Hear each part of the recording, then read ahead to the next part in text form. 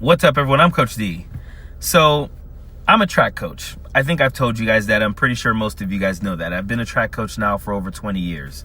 I have a daughter who was a Division I track athlete, and I have a daughter who is currently a Division I track athlete. I'm in Los Angeles, California right now for a track meet. So having said that, I've been paying a lot of attention to the fight that broke out with the student being stabbed at the track meet. And I've been paying attention to it from the standpoint of a track coach who has been in a situation where one or two of my athletes have gotten into an argument, possibly a fight with people, had to break up a fight at a track meet. So I put myself in the position of someone who might have been there, and just how horrible it is that this happened at an event for a sport that I absolutely love. And then I get on the internet and I see that it is being heavily politicized and the racists are out in full force right now. And honestly, I've seen stories from both sides of this that I think have been fabricated, made up in order for people to back their side. And that pains me. And it really pains me when I see the racism in it all.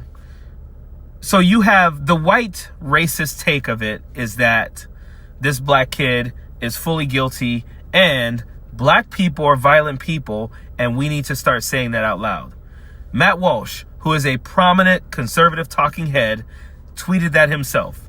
Black people are violent. We should start saying it out loud. That is the white racist take. Then I see the bootlicking, buck dancing black conservatives regurgitating basically the white racist take. They run to the internet when things like this happen with the most disgusting, false equivalent, rage bait ass takes on this just to get a pat on the back from racist white conservatives. I've said this many times. These black conservatives, they hate themselves. They want proximity to whiteness so bad that they will bash the black community just because it makes them feel like racist white people like them a little bit more. So your typical, your few black conservatives out there are all running to the internet with the exact same false equivalent, disgusting, honestly, stupid ass take about this. And it just really gets under my freaking skin. And I'm not surprised. I'm not shocked by it. What pains me about it the most is that there are young black kids out there who are seeing this. Kids who are impressionable. Kids who are easily influenced that watch these things and they start to hate themselves as well because they see these black conservatives online every day expressing how much they hate themselves and the black community. Media world talk about this. Will any of the Cowboys treat Austin Metcalf the way the Cowboys treated George Floyd, taking a knee all over the place? What's more of a tragedy? George Floyd overdosing on fentanyl under the knee of Derek Chauvin, or this 17-year-old boy, honor roll student, devout Christian, stabbed in the heart at a track meet? I think we both know the answer. And I think we also know that if roles were reversed, this would absolutely be a more national news story than what it is. Jason Whitlock and Jeffrey Mead are two of the most self-hating, bootlicking, buck dancing sellouts that you will ever meet. Let's get something straight here. George Floyd would be alive today if Derek Chauvin had not had his knee on his neck for 8 minutes. He did not die of a fentanyl overdose. That has been proven by every single medical examiner that has ever looked into this. The only reason Jason Whitlock and Jeffrey Mead continue to regurgitate this lie is because they know it makes white, racist Republicans feel good about their racism. Something else. If the roles were reversed, every single white conservative and black conservative out there would be looking into the black kid's background and they would be saying it was self-defense. That kid shouldn't have been where he was. He shouldn't have picked the fight with the white kid. We know that. Those guys know that. But this is what they do. This is the take they have to have. They run to the internet to have these false equivalent, rage bait, clickbait takes because they want proximity to racist whiteness. These are the type of people. Understand something.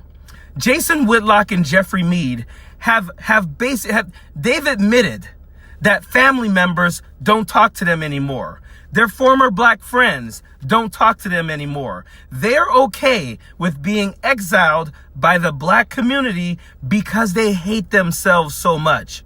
They absolutely have to have these takes, because without these takes, they're both irrelevant. They're irrelevant.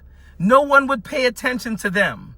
The only reason I bring these things up, the only reason I bring attention to this is because I want to make sure that black people know this is not the norm. I want to make sure that black kids who happen to come across videos of these guys hating themselves and hating their community every day, they're not normal. This is not how most of us feel. Most of us aren't out here trying to appease racist white Republicans. And I am not saying this is all white people. Obviously, it's not.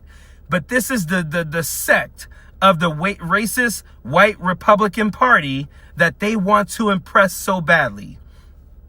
Make no mistake about it. Jeffrey Mead and Jason Whitlock do these types of things for two reasons and two reasons only.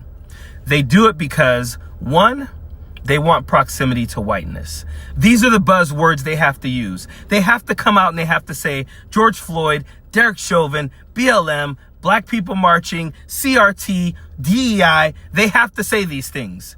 This is what makes them feel like they're getting that proximity that they really need. They want to know if the Dallas Cowboys are going to be kneeling for someone whose assailant is sitting in prison right now awaiting trial. They want to know if they're going to be kneeling for someone whose assailant will probably be held accountable. And that is if he doesn't get off because of self-defense. And I'm going to be honest with you guys. I've read a lot of stuff about this, but there are a lot of lies and misinformation about this story. So I'm going to wait until most of the truth comes out about it. But here's the thing. There's no kneeling needed. There's none needed. There's no marching needed because this kid was immediately arrested. That's not typically the case when someone does this to a black person. Jeffrey Mead and Jason Whitlock knows this, but they hate themselves. They hate their blackness. They hate the fact that they have to look themselves in the mirror every single day and they wake up black. They absolutely hate it. This is the typical feeling of your black conservative. Don't be shocked by it. Don't be surprised by it. One, they want the proximity to whiteness. And two, there's monetary value in it. And these people love to be in their comments saying, oh, I love you guys. You guys are saying exactly what we're thinking. Yeah, no shit. That's their job as a black conservative. Their job is to regurgitate these racist white talking points to make you guys feel good about your racism. Period. Don't want no enemies or ops. Envy in their heart, I tell them stop. Vacation on the yacht.